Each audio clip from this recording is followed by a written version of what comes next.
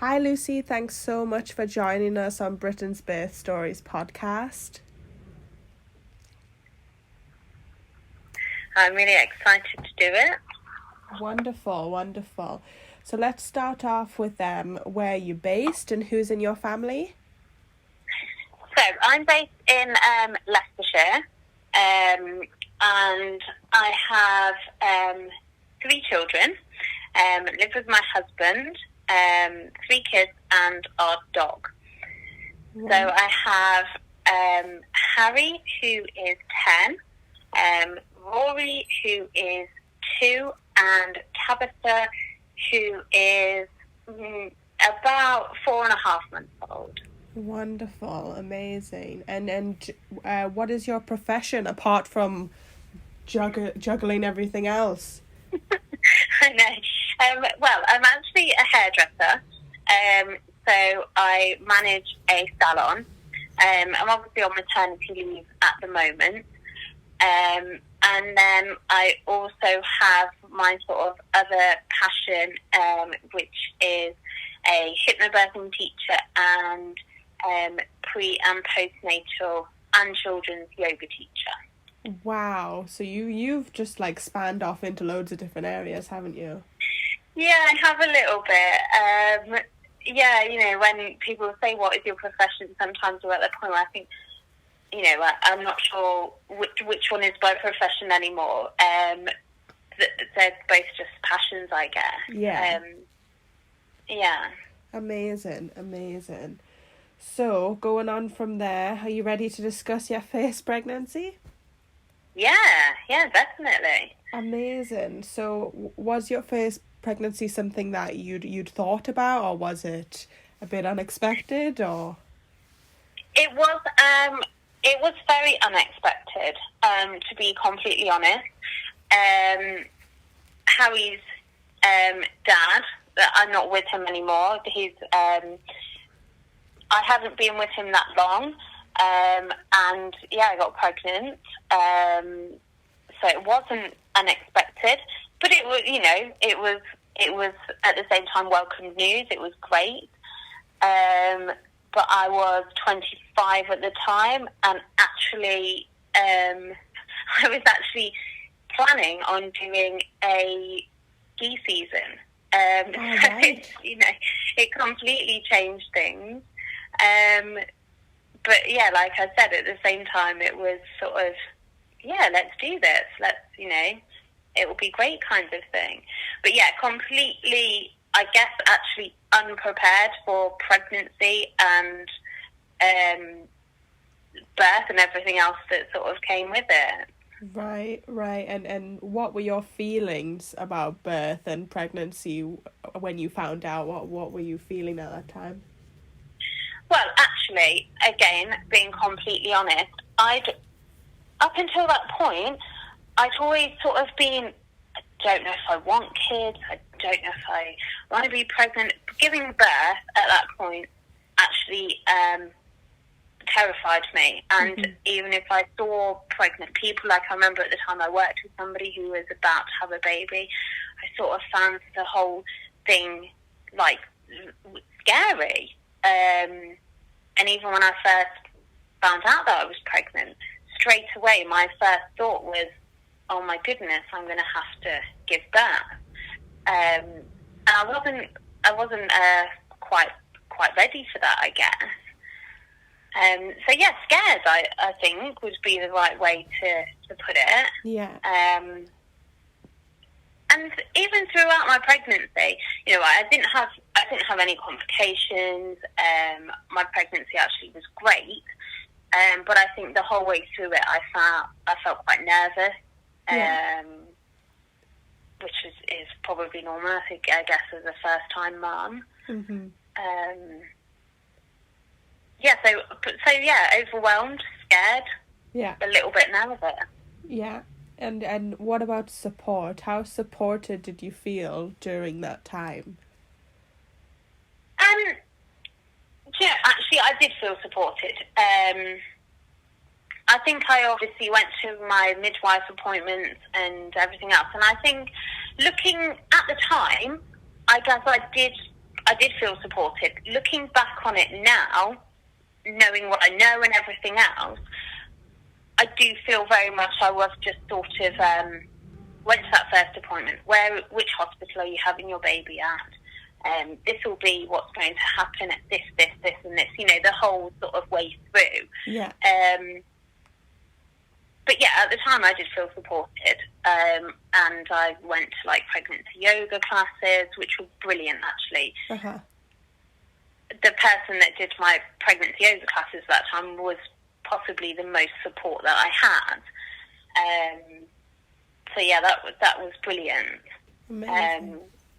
But yeah, my care, I would, you know, like I said, I did feel at the time supported. Okay. All right. And in terms of labour, can you remember how all that started to begin and the process that went on after that? Yeah, I was thinking about this earlier. I thought it seems like such a long time ago now. So I'd actually, I was about 4 days over my due date, and that night I'd had, again looking back on it, I think was my show, but I didn't really know what that was or didn't know what was going to be happening. So I remember it was about 5 o'clock in the morning, waking up thinking, oh, I don't know if my waters have broken, I don't know like what's happened. So I phoned in and they said, come in and we'll check you over. They said, no, your waters haven't broken. I think it may have been a show or just maybe, you know, you're getting ready kind of thing. Go home, whatever. Yeah. So we went back home. We had a monster barbecue. And then it was about 6 o'clock that evening. I kept just getting these little niggly feelings. And I didn't know what they were, but I was sort of aware of them. And then sort of as time went on, I thought, I think something is happening. And then I remember we phoned the hospital about 10 o'clock. And I remember them saying to me, yes, you probably are in labour. And the one thing they said was, but if you're not in too much pain, then don't worry about it now. But at the time, again, I remember thinking, I don't know what I should be feeling. Yeah. So she sort of said, if you can still walk up the stairs without being doubled over, then you're okay. Ring us back in a few hours. So it rang back in a few hours, and then it felt the right time to be going into the hospital or birth centre where I was planned to have Harry. And yeah, we got there about midnight, and I had an examination, a vaginal examination, and it was about 6 centimetres. And they were like, yeah, you know, that's great, you're going to have your baby soon. And in my head, I still remember thinking, oh, brilliant, a couple of hours, I'll, you know, be done. Yeah. And, you know, again, it was really, it was a nice experience, had a lovely room. They did sort of say, do you want to have a bath? Do you want to do anything else? And I think from my yoga, I had my birthing ball and just trying to remember everything. And then, yeah, I think it was about 4 o'clock. I had another examination. And they said, yeah, you know, you're fully dilated. You're going to have your baby soon. And I had him just after 6 o'clock in the morning. So I had him on one of the big, like what do they call it? Big like mats over the birthing ball. And yeah, everything was really good. Just using gas and air. So I think, again, at the time, I sort of thought, this is a pretty good labour, especially as I'd been told. I remember one person telling me, or telling Harry's dad, that don't worry, she will say she's in that much pain, but she's not dying. I must admit, I had sort of gone into it being a little bit terrified, thinking, right, okay, so I'm going to be in that much pain, but don't worry, I'm not dying. Right. But yeah, I think it a good experience. Yeah. And in terms of just immediately after, like the first few hours, how did you feel in terms of how you were being supported and cared for?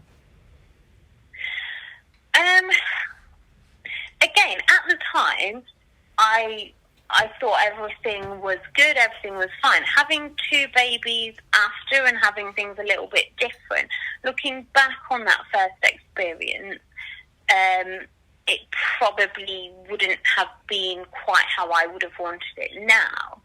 I remember when I had him, he was sort of, as I said, I was on all fours, so he sort of was, almost came like underneath me. And I remember at the time I couldn't feel that I could quite reach down to get him or anything, so he sort of brought him up to me.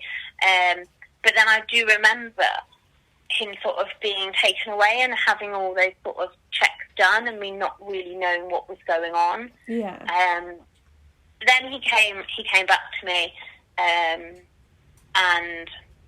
I tried to feed him, which actually, that first feed went really well. Wow. Yeah, I think that was just a bit of a fluke.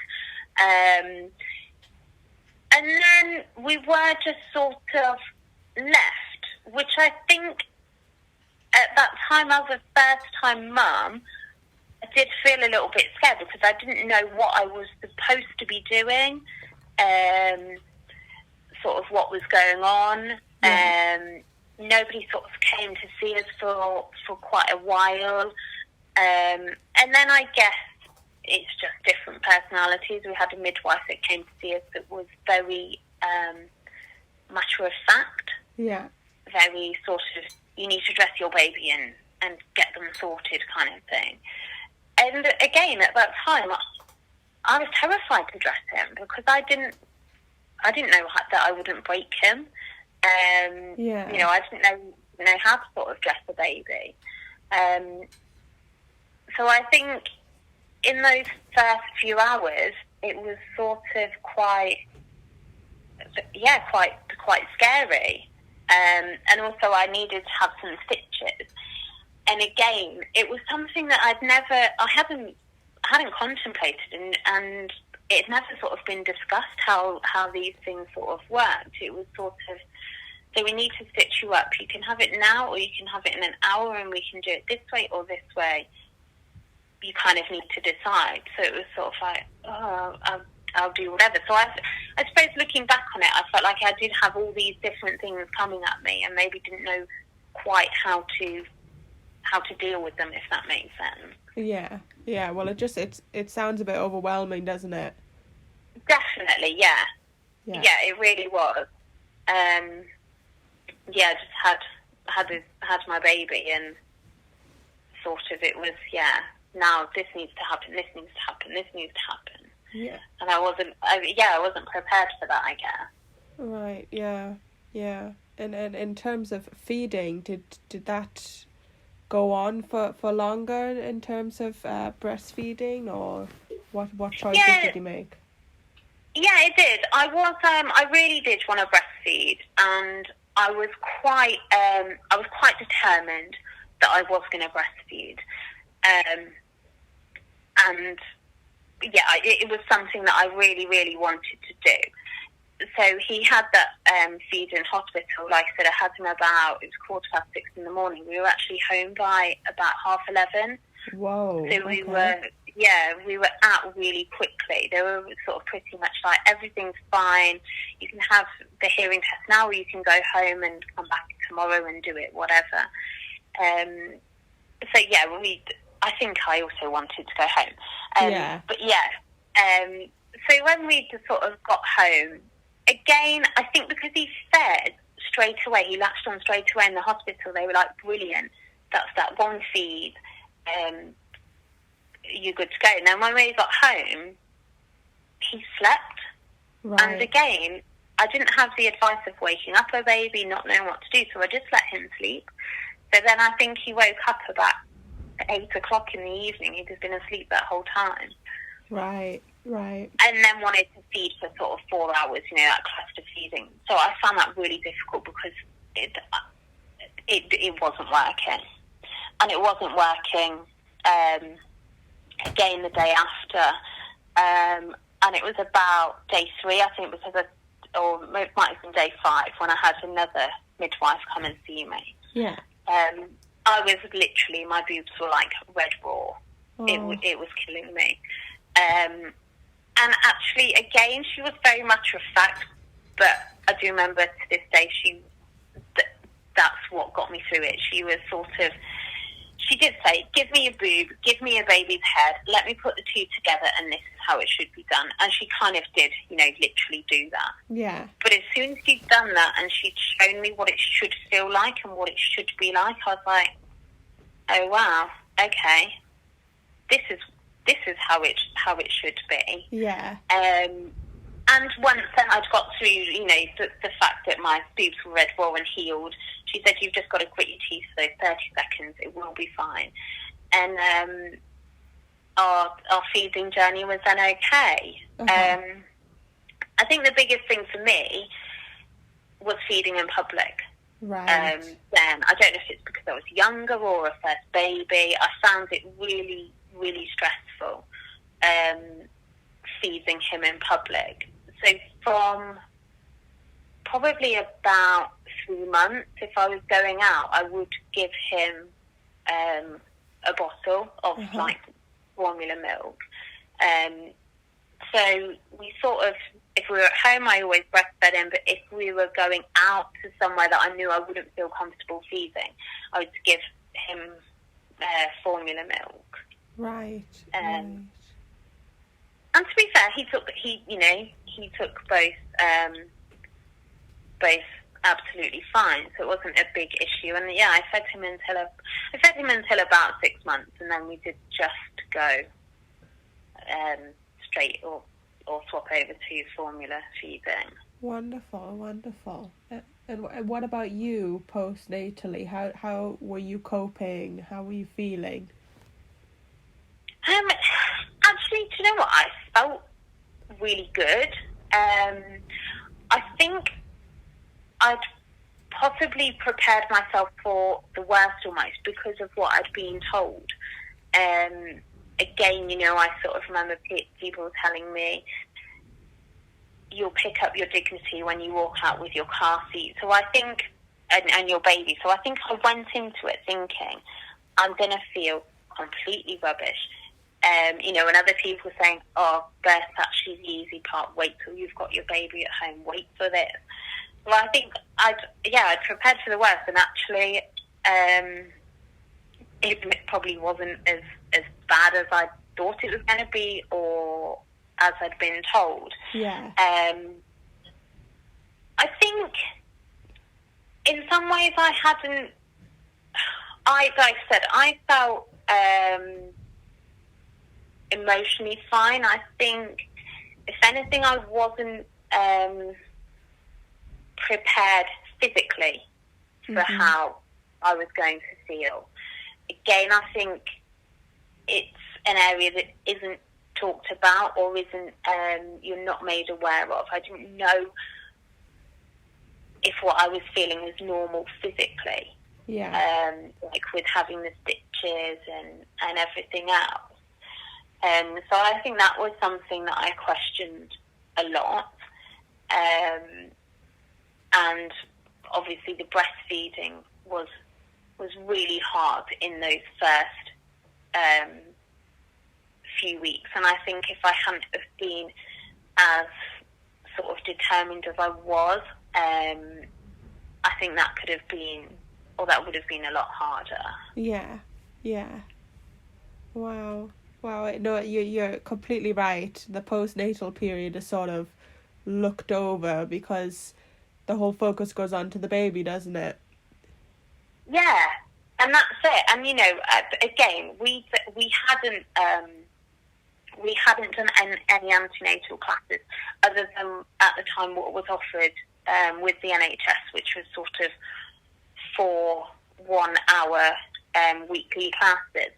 But that was very much focused on the birth. There wasn't really any focus afterwards. I mean, I always think I was lucky because I had my mum close by, my sister, and even Harry's dad's parents, to sort of look for advice.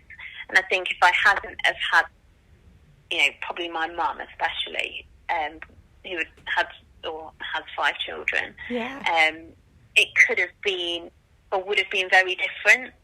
And I think, again, looking back on it, I think you're sort of sent home, like I said, like literally 5 hours later with this baby.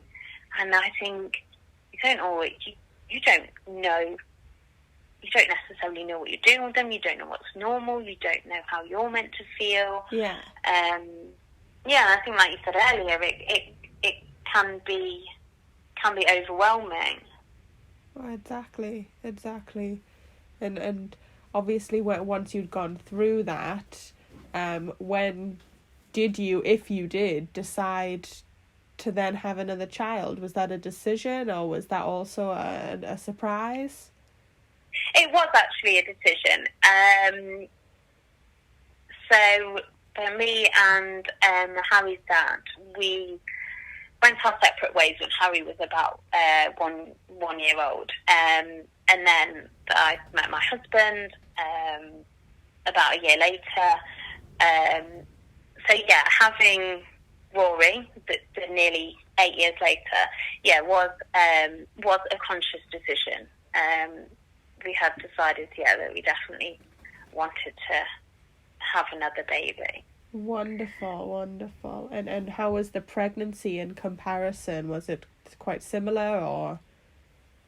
Yeah, similar in the fact that there wasn't any complications. I would have been, was a low-risk pregnancy. I think the difference for me, being pregnant the second time, I think I felt so much more confident. Yeah. I think I sort of, I did just feel more confident. I also think actually it was just because I was in a much more confident or positive time in my life. We were married. We had made that decision to have a baby. My pregnancy was really good. In all 3 pregnancies, to be honest, I have been super lucky. I'm not going to lie, I love being pregnant. I find that a time that you can be really confident in your body and everything else. So, pregnancy was good. Great. And how was it now that you're pregnant and you also have another child? Again, I think because of the age gap, it was, it was okay because Harry was 8. When I was, having those sort of first trimester symptoms, feeling a little bit sick, being tired. Harry was almost old enough to understand that and to explain that I'm pregnant, having another baby. He got it, and he was actually super excited about having a little brother or sister. I think for me, I was obviously nervous of, thinking, how will this new baby impact our family? And I remember thinking, am I going to have enough love for this second baby because I have so much for Harry, kind of thing. Yeah. So I think concerns of how they would sort of fit into our family. But generally speaking, having Harry worked really well with the pregnancy, if that makes sense. Yeah, definitely. And in terms of your birth, what were you thinking about at this time, considering you obviously had experience now and things that you may or may not want? What were your thoughts for this birth? Yeah, I mean, I sort of joined my second pregnancy. I'd done again pregnancy yoga, but I was doing a lot more.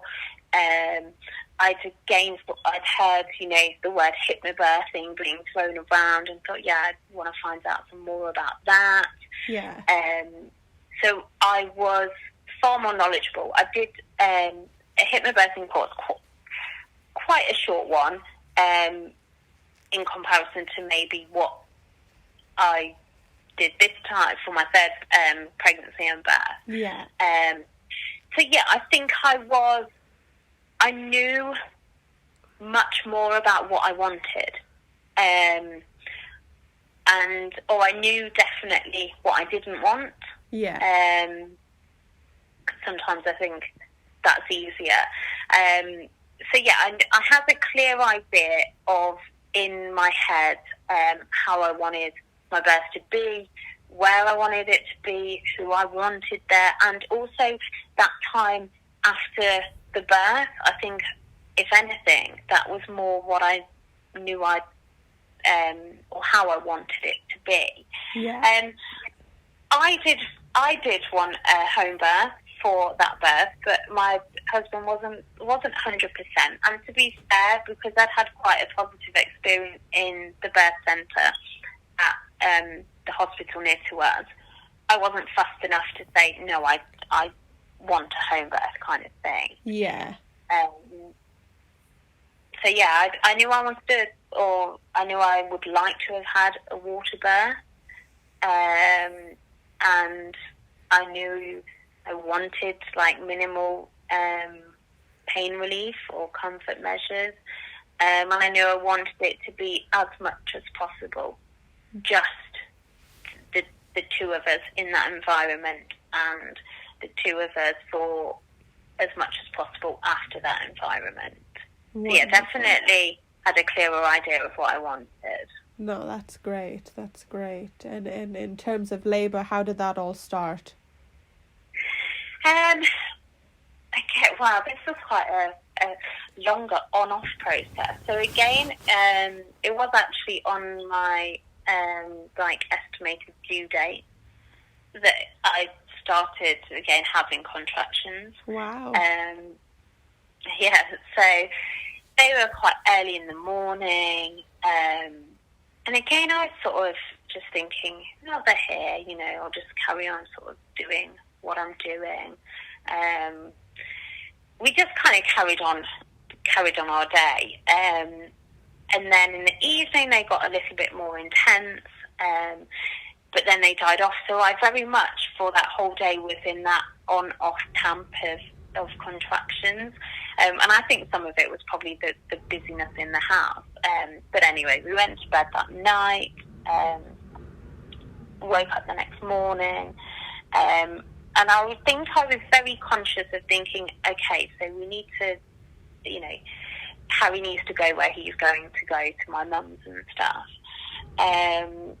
So we rang the hospital again, sort of explained the situation. They were very much go and have a bath, go and do all those sort of usual things, bring us back in a few hours. Yeah. So again, then when Harry went to my mum's, we got to the hospital.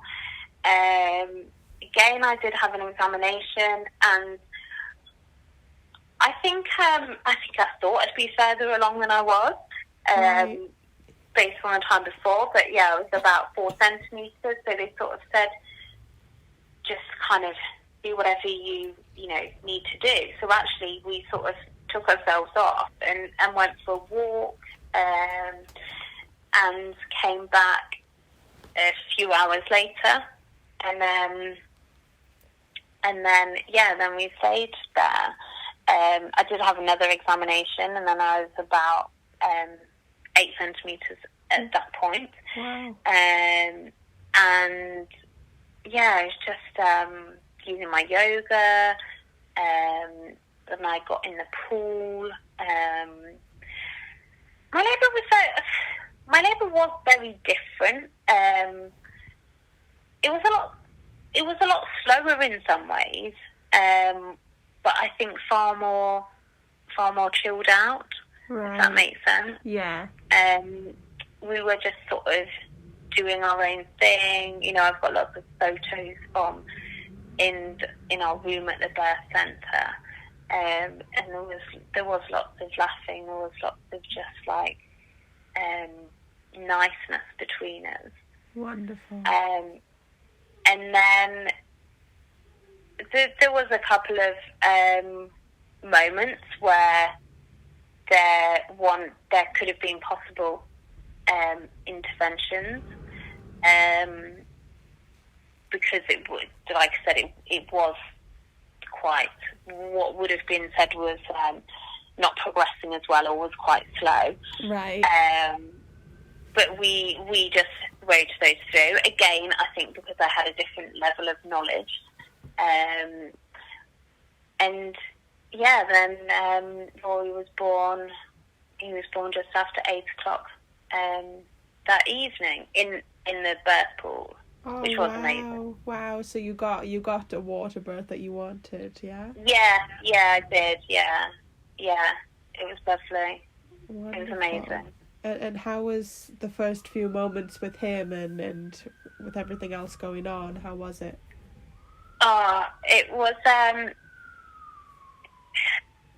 It was completely different. Literally, he was born. We had a little bit of time in the water, and I had opted to have a managed delivery of my placenta. So I did sort of come, I don't want to say out of the birth pool, because they've just got like that little seat. So I delivered my placenta, and then they said, let's get you out of the birth pool, let's get you out of the pool, let's get you comfortable. So I got onto bed, got sort of nice and warm, and literally then it was just us. They sort of just said, yeah, we're just going to leave you to it now. And they did ask how I was planning to feed. So I said again, I was planning to breastfeed. Yeah. And again, once I got into bed, he did feed pretty much straight away. And yeah, they did just leave us to it. Because, again, I think because looking back or comparing it to my first experience, I remember my husband saying, how much does he weigh? And it's like, we don't need to worry about that now. We can do that in a bit. Yeah. Let's just sort of, have that time, just you. So literally we did.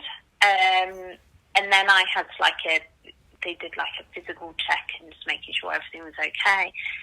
So then Alex had his skin to skin then with Rory. Yeah. And everything, I didn't need any stitches, everything was great.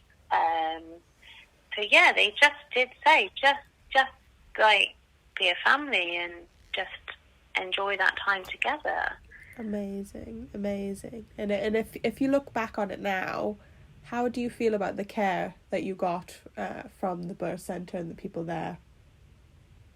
Do you know what? I think it's hard, and anything I say, obviously, as you would know, is not being critical. I think it varies so much between who is involved with your birth. The first midwife, when we got there, she literally sort of said, and it was just like this: hop onto the bed, I'll do you an examination. So if you can stay, then we'll give you a few hours. If nothing much is happening then we'll break your waters. And if we still need to speed things up, there's other things we can do. And I finished my shift at 6:45, so it'd be really great if you have your baby by then.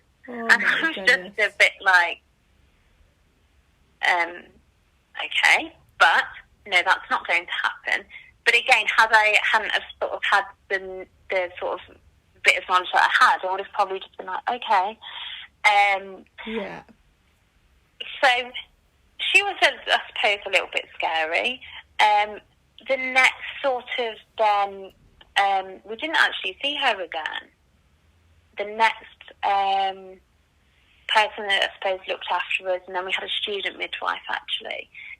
She was very, I'd say like woman-centered care. She was really, really focused on me and what we wanted our birth to be like. Absolutely lovely, really supportive of sort of the environment that we were trying to create. The fact that I'd done like a bit of hypnobirthing and my yoga and stuff, really, really supportive. And then again, she was there when I was having Rory again with another midwife, and she was very much more, I suppose, trying to take control of the situation. Right. Wanted to do the coach pushing, those kinds of things. So I think there was sometimes an element of us having to be quite strong in putting forward what we wanted. Yeah. Again, there was another moment when, because like I said, it was, there was a time when I sort of wasn't really doing anything. Again, looking back, we just needed to sort of refocus, we did a relaxation and then everything happened. But at the time, they were sort of like, well, you've been about 8 centimetres, or a couple of hours ago you're 8 centimetres, nothing's really happening. I think soon we should probably break your waters, but if you're going to have that, I would suggest, they're going to get more intense, maybe we'll give you the trip to speed things up, but if we're going to do that, I would suggest you have an epidural. And again, I was just sort of, well, hang on a minute, I'm fine. Is baby fine? Yeah.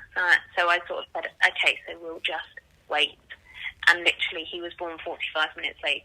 Well, there you go. So, again,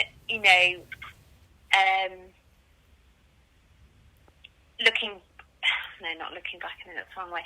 At the time, I think it was because we knew what we knew, we had this sort of confidence to say, actually, ask those questions. Yeah.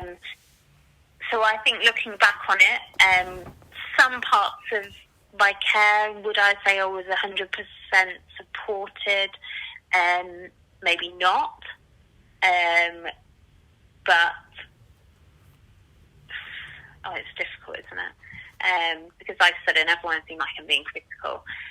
No, but it's the reality though, because things change as you experience more and then as you educate yourself. So it's not critical, it's just a reflection really of what happened. Yeah, that's it.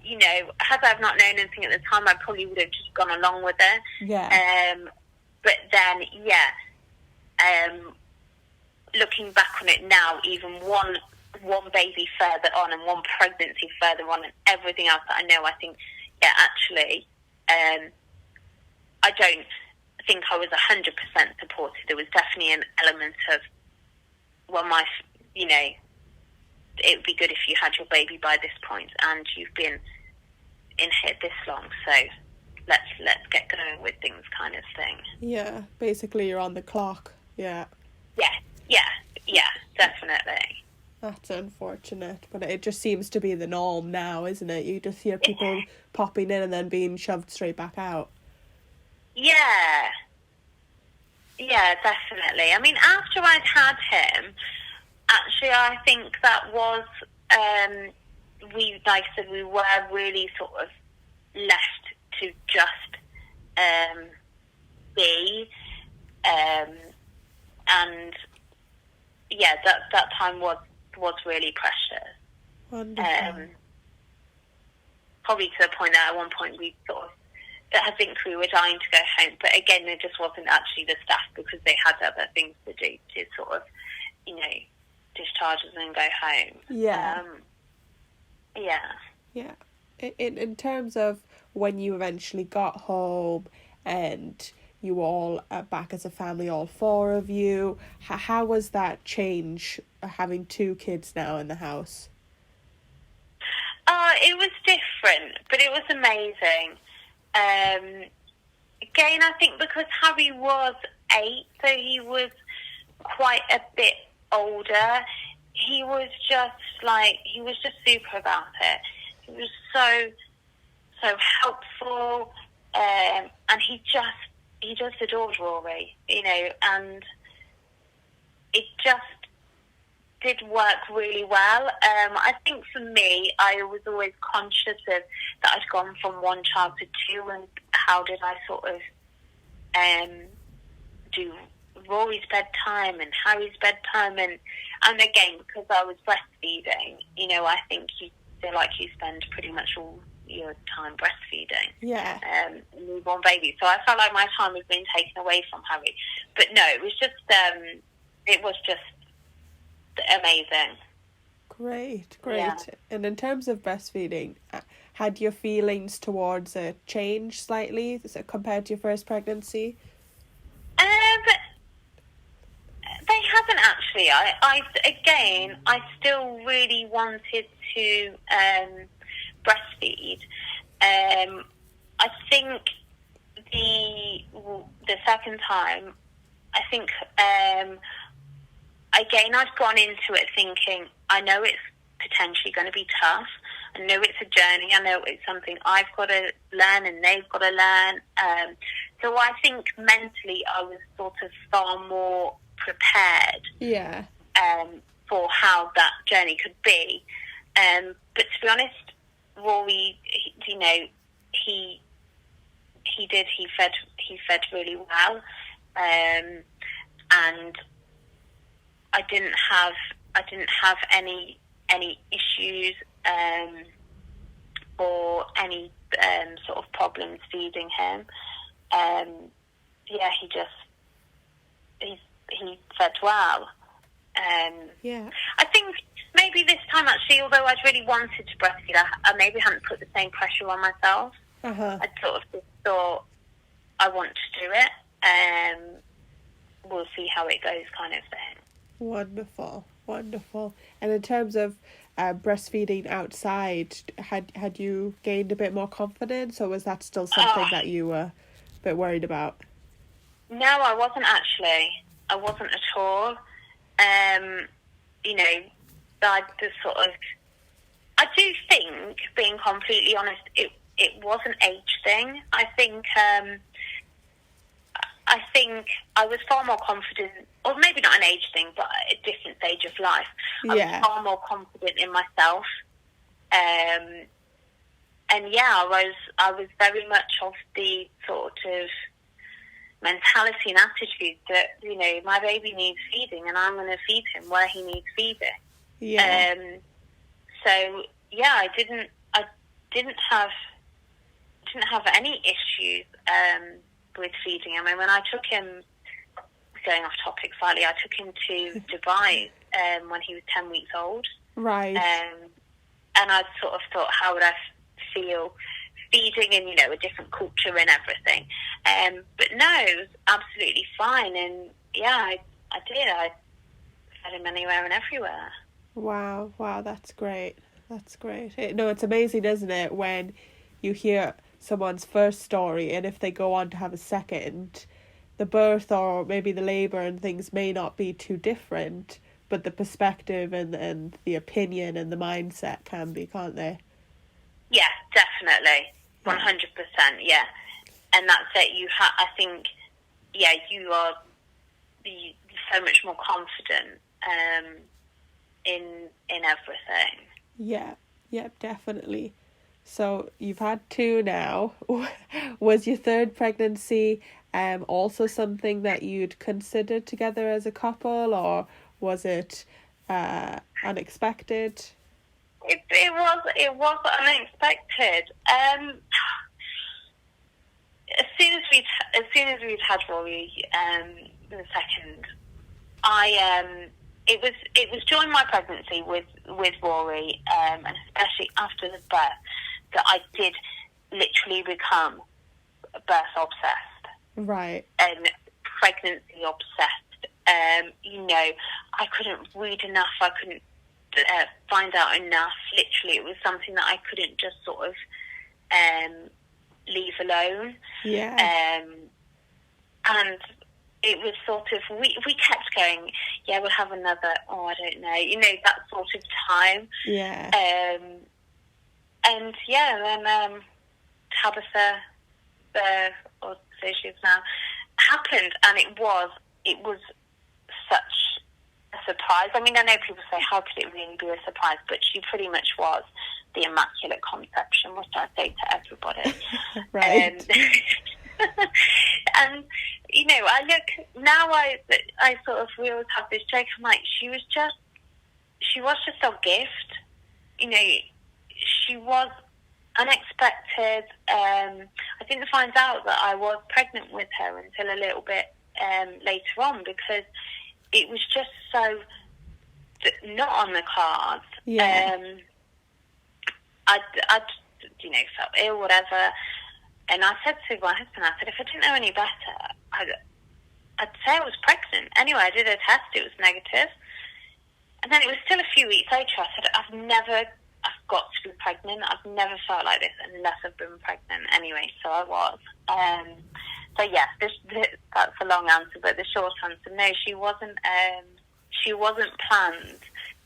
But I don't know, if I'm honest, if we'd have planned it, if we would have had a third, I'm not sure. Right, so yeah. I think he's like, you know, sort of was our gift. It was meant to be.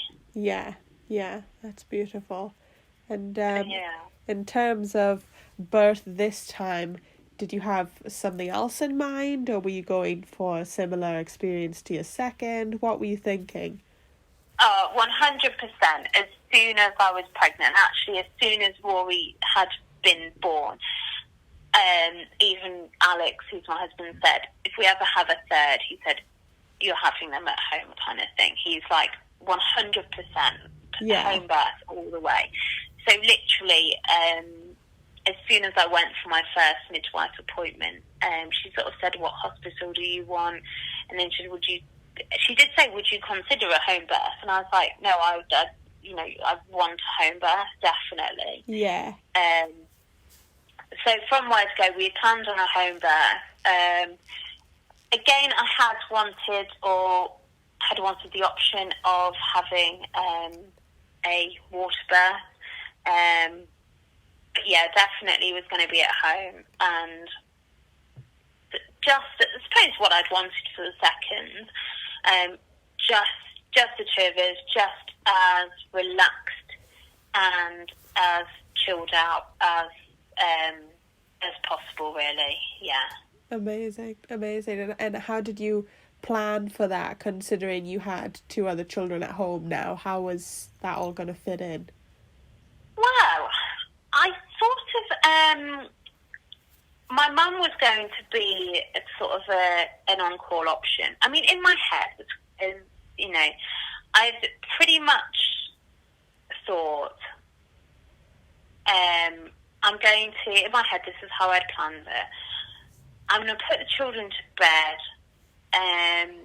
I'm going to then go into labour. I'm going to have Tabitha. I'm going to have her through the night. And, you know, wake up and there's going to be we didn't know what we're having, a new baby, brother or sister there for the other two to wake up to.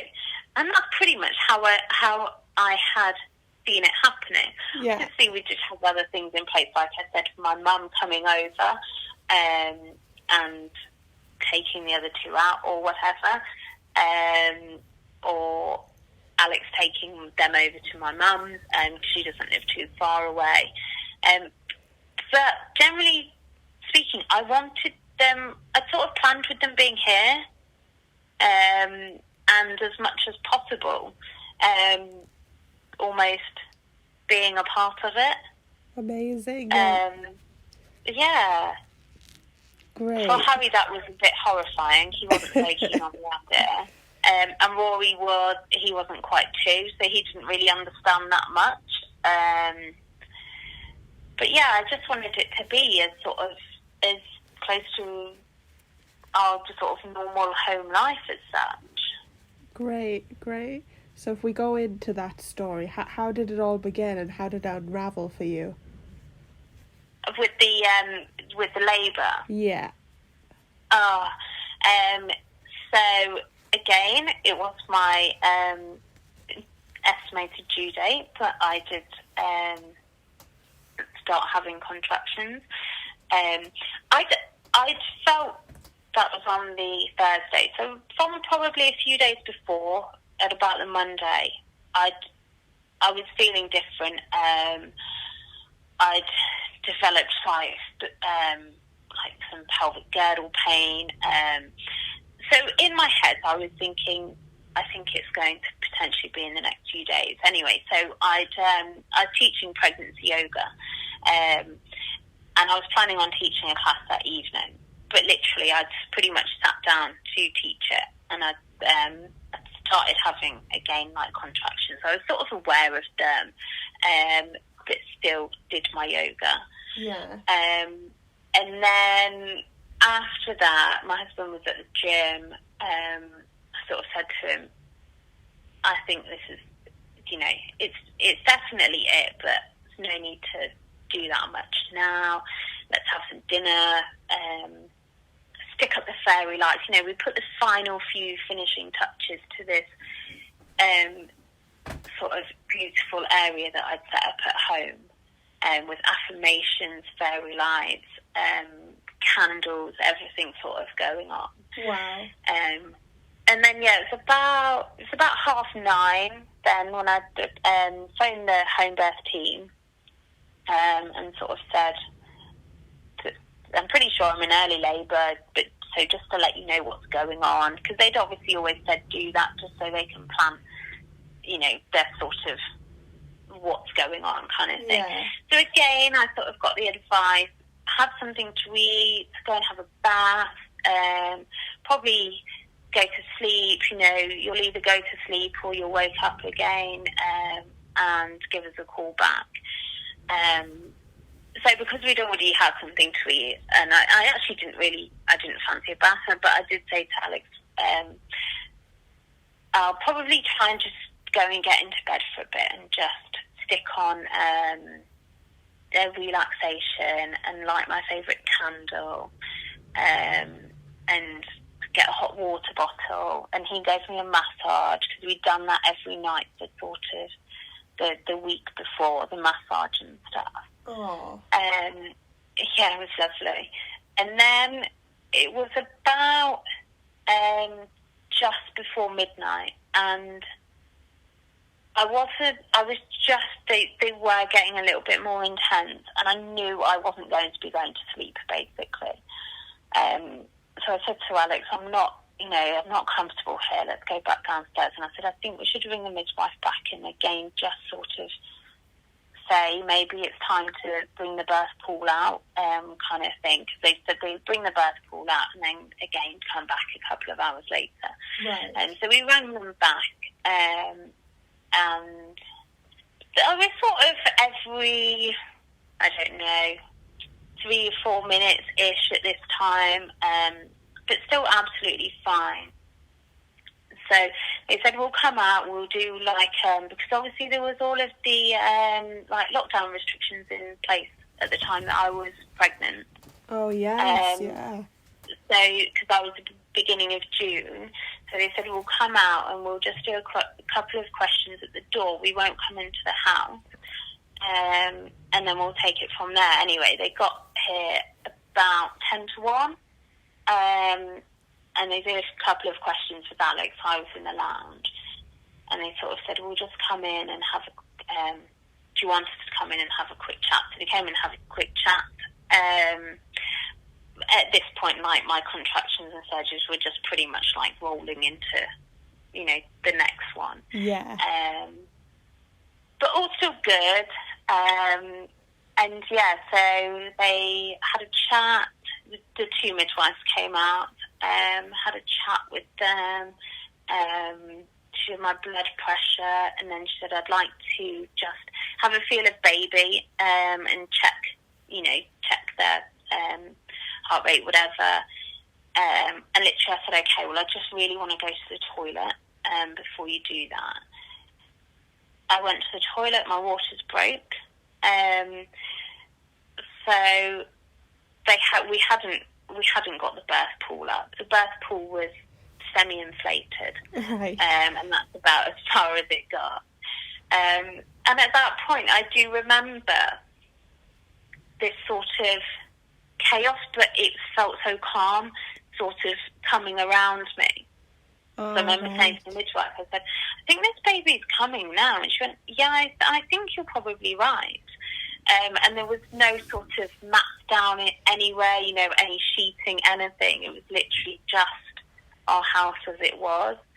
So I went back into the lounge, and they so amazingly just set up this environment around me, sort of thing. And then 7 minutes later, she was here. Oh my goodness. So it was just, it was amazing. It was just, when people ask me about it now, it was just like the most amazing experience of my life. It really was. That's great. It was so, even like I said, there was sort of just, I remember hearing Emma, the midwife, saying to my husband, have you got your plastic sheets? And he was like, yeah, I'll get them for you. And she was like, no, have you got your plastic sheets? And she was sort of, lift one knee up, please, and lift the other. Sort of all going on around me, but I was just so focused on me and what I was doing. Just completely different. Completely, like, I thought my second birth was, like, really positive, really good, like, a good experience compared to this time. Wow, it was just something else. Yeah. It really was. Yeah. And in terms of the home birth team, how did you feel about the care that they gave you before, during, after? How was all that for you? Oh, honestly, it was absolutely amazing. You know, I think in Leicestershire, like I would say, we're so lucky because we've got such a really good, like, dedicated home birth team. I loved having all of my antenatal appointments at home. Again, I think as well, because of the restrictions that were in place, I felt so lucky that when they came to the house, you know, Alex could be here. Yeah. It was so relaxed. Never felt rushed. They always had so much time for you. Any questions you wanted answering. And it was so nice as well to see the same midwives. Because they're sort of split up into areas, so I would always be, you know, I don't know, sort of 3 midwives. So that was really lovely. During the birth as well, it was just, it was just a different vibe. They were sort of just like, yeah, we're here, but we're not here. Just do whatever you want to do. I mean, there wasn't so much time for that with me. Yeah. It was quite quick. But yeah, generally speaking, they were just so focused on what I wanted to do, and the same sort of after the birth. There was no rush. There was no time constraints or time factors. You know, it was nearly an hour before I delivered my placenta because I'd chosen to just sort of go with a natural delivery. Yeah. And they were just like, just do whatever you want to do. It's fine. That's but amazing. Yeah, different care. Yeah. In terms of it was just about me. Yeah. Yeah, that's amazing because you've obviously experienced all different types of scenarios and situations, so it's great to sort of see it almost come like full circle. Yeah, it was. It was just, it was just brilliant. Great. I can't, I can't really say a bad word about it. Great. That's amazing to hear that you finally got a birth that sort of fulfilled every need that you wanted, because you see from the first and then the second, although they weren't maybe negative, you could say, there were definitely parts that you've mentioned that you probably would change or adjust. Yeah. But this just seems like your ideal scenario. Oh, I did. And it was, you know, I'd planned for that ideal birth. You know, I was obviously aware that other things would happen, but I had in my head planned for that ideal birth. and I did get it, and I got absolutely everything Amazing. that I could have dreamed of, and just, I think there was literally a couple of moments during labour that I remember one point thinking, the pool isn't going to be set up, I'm not going to have my water bath. And I remember thinking, they haven't even got the gas and air out of the car, what if I want it? And they were literally the only two thoughts that went through my mind, but it didn't even matter. It was just sort of, I just went with it, and I just, completely just sort of went with my body, and it was when she was born, it was the most amazing thing. My husband did, which I obviously had agreed to, video some of it, and just looking back on it, it's just it's just amazing. Oh, how beautiful. How beautiful.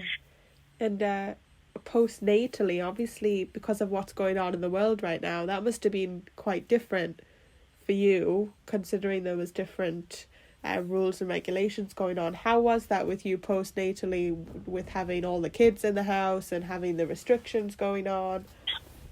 Yes, that has been very different, actually. And I think, again, I was quite well postnatally. I think it was a very different feeling, not bringing a baby home from somewhere, if that makes sense. Oh, yeah. And it was very different because I'd always been sort of, I would love to go out with my baby and stuff.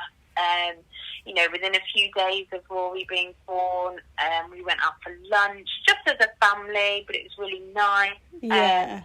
So I think this time it was very different, because not even my mum could come round and see her. It was just a few days before you were allowed, to mix. I can't even remember the rules. Mix one household, whatever it was. Yeah. So it was really, really strange it felt really strange to have Tabitha and have this baby that I couldn't even sort of almost share with my family and my closest friends. Yeah. And it was really difficult as well, having a house full, like you said, because Harry was obviously off school, Rory was no longer at his childminders, and my husband, he's a teacher, so he was still he was working from home, or having to go into school slightly, which was something I hadn't prepared for, because in my head Rory was still going to be his childminder 3 days a week, so I still had 3 days with new baby, 2 days with Rory, and Harry at school. So that was really difficult. Yeah. Really difficult for me. And also there was all the other sort of worries going on of, if you do go out with your baby, are you safe? It was still, I think at that time there was far less known about things than maybe there even is now. So I did struggle with that to a degree, I guess. Yeah. And obviously being at home all the time and with all the kids, how was that in terms of feeding and maintaining the balance between all of them? How was that for you? It was really difficult. To be honest, it was a little bit crazy. I know I've got this photo of me, and I'm feeding Tabitha. Rory's naked and Harry's doing something else, because Rory as well decided that he wanted to start using his potty and doing all of those kind of things. So I'm sort of at this joke, I'm feeding one child, I'm potty training another, and then I'm trying to sort of appease a 10-year-old that would much rather just be on his Xbox all day and me not talk to him. Right. So it was really, really, it was really difficult. And I think, that is for me where my family came into play a lot, because my mum, like I said, doesn't live too far away. So she's always had such a really close relationship with Harry. She would sort of say, do you want me to just come and get Haz and we'll go to the park for a bit, kind of thing. Yeah. And Rory, actually, it was surprising. Whilst I was pregnant, before I had Tabitha, Rory was always very focused on me. It would be, Mummy, put me to bed. Mummy, do this. Mummy, do this. And it was quite strange when Tabitha was born, the quickness and the real sort of attachment and then bond he built with Alex. Wow. He was sort of like, no, Daddy, do this, and Daddy, do that for me. So it was hard, but in some ways, actually, it was really lovely to see those sort of relationships change, if that makes sense. Yeah. And how that sort of changed the dynamic, because again, I was breastfeeding Tabitha, and again, I think because it was being a third, and again, I was really confident with feeding. She did feed really well, and it happened very naturally, and there was no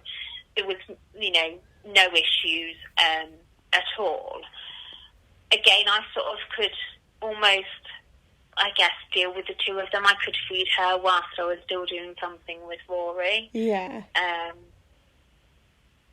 So, yeah. But then, going back to your original question, it was difficult all being at home, because it wasn't something we were used to. Of course. It's just bizarre times, and to then throw a new baby into that, it must just be completely different, new territory. It was, and I think that was it. When we first went into lockdown as such, it was like, whatever it was, 22nd, 23rd of March. Yeah. I think we had about 8 weeks, and maybe naively, and maybe what people said, I sort of thought, it'll be okay, we'll be out of it by then, it'll be sort of all back to normal. And then, each sort of 3-week new set of guidelines came in, and it was only sort of towards the end I thought, I don't think Harry's going to be back at school. I don't think Rory's going to be back at the childminder. So I'm going to have to, come up with sort of a new plan. And I think, that was something I wasn't prepared for, having a newborn and a nearly 2-year-old at home sort of 24/7. Yeah. Almost on my own. Yeah. I bet it's been quite difficult for loads of different people and families. You're just a prime example of how everyone's just had to sort of completely readjust to this new scenario. And I think that's it. Everybody has just had to completely readjust, haven't they? And sort of find, that new normal as such. Yeah, definitely. And after hearing all those stories, it's amazing to know that not only have you had all these birth experiences and pregnancy experiences, you actually now work as a birth worker as well. So would you maybe like to explain how has that been going for you? I heard that you became quite obsessed with it after your second pregnancy, but after you'd taken the plunge, how did that journey begin, and how is it now? Well, it began, like I said, after having Rory, and I just sort of, at that time, I felt like I'd had this really positive experience, and I just wanted to be able to, to share that. And I just, I was spending so much time reading about it. I'd done my yoga, I'd done some hypnobirthing, and I just thought, I just want to do more. So I just sort of thought, whilst on maternity leave, I'm just going to take the plunge and I'm going to do it. So I did my training as a yoga teacher, I did my training as a hypnobirthing teacher. And just set it up. I mean, it was very much sort of alongside then me when I went back to work full time, like managing the salon. And it just really, it grew from there, and like my passion grew with it. And then, especially then when I was pregnant with Tabitha, you know, it just sort of grew and grew.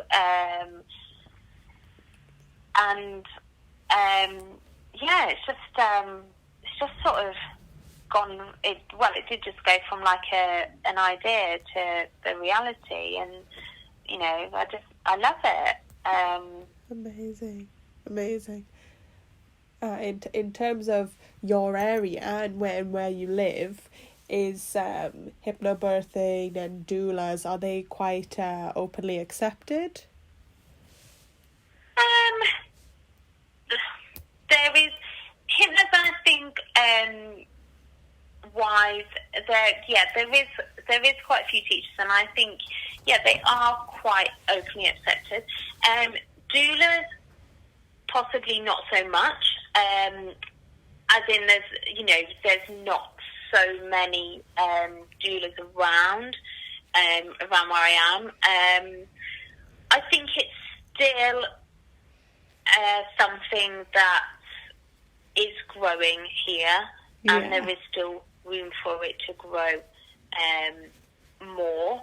I know when I first started teaching my yoga, and obviously I'd incorporate hypnobirthing techniques into that, there was still so many people that are like, oh, what's that? Yeah.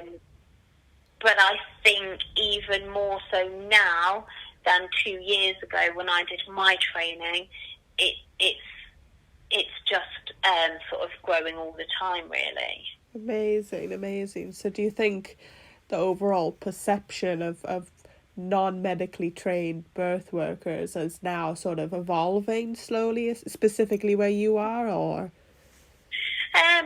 Slowly, yes. Yeah.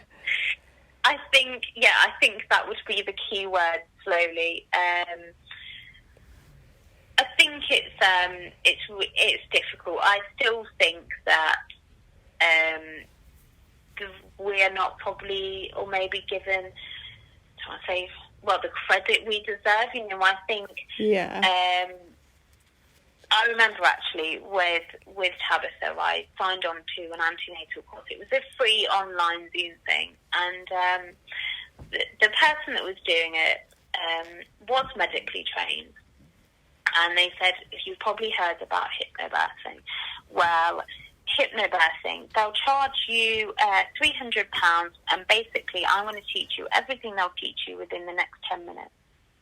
Right. And I was sort of sat there doing this course. There was lots of people on this course.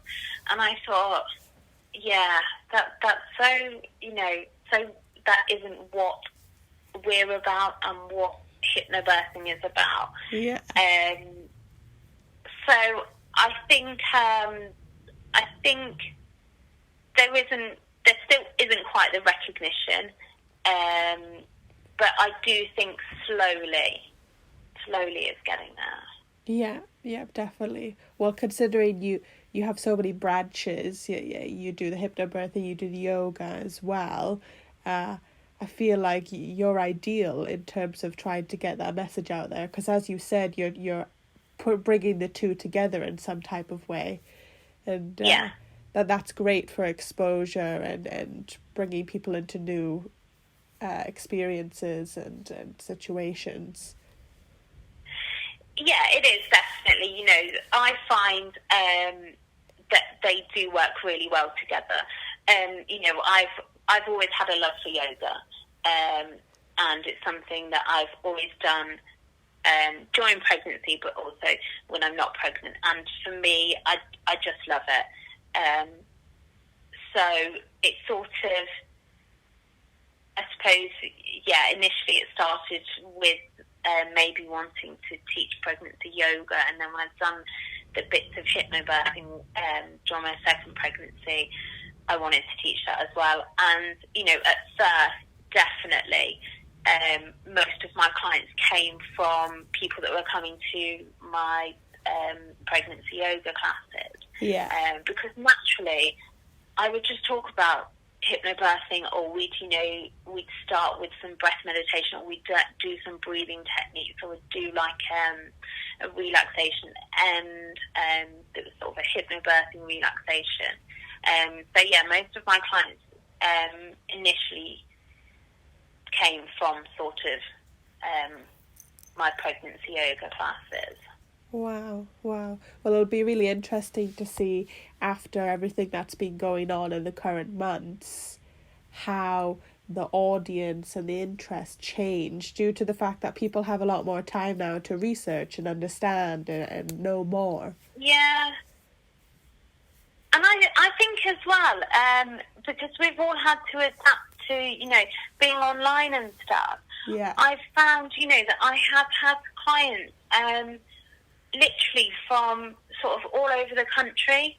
Yeah. And I think in some ways that has been great. I mean, it's been really difficult, and obviously it's been really hard not being able to have that face-to-face interaction. I taught for those last 8 weeks. I taught my pregnancy yoga online, and then I've been teaching postnatal yoga online and more hypnobirthing. But I think in some ways, it's been great that some boundaries have sort of been lifted. Like I said, I've had people up in like Scotland doing my courses, for example, and I think that couldn't have happened before. So I think that has been, like you said, good for people finding out more. And I think lots of teachers especially have been doing so much more online, like so many more online poster sessions, all those sorts of things. So I think in some ways there's been a lot more access to the information than there maybe was previously.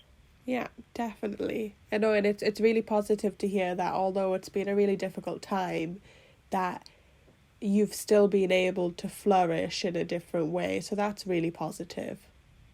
Yeah, I mean, I think for me, I sort of always meant I was going to have a natural break, after having Tabitha. Yeah. I didn't do as many group courses. I was just doing sort of people that had come through recommendations and stuff. Yeah.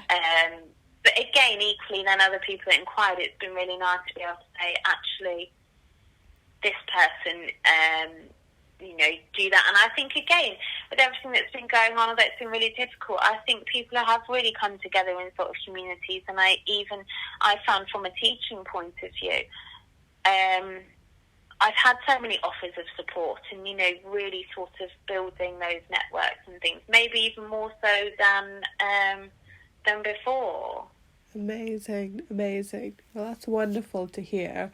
And it's been so positive to hear all the different experiences you've had, and then also the work that you're doing now.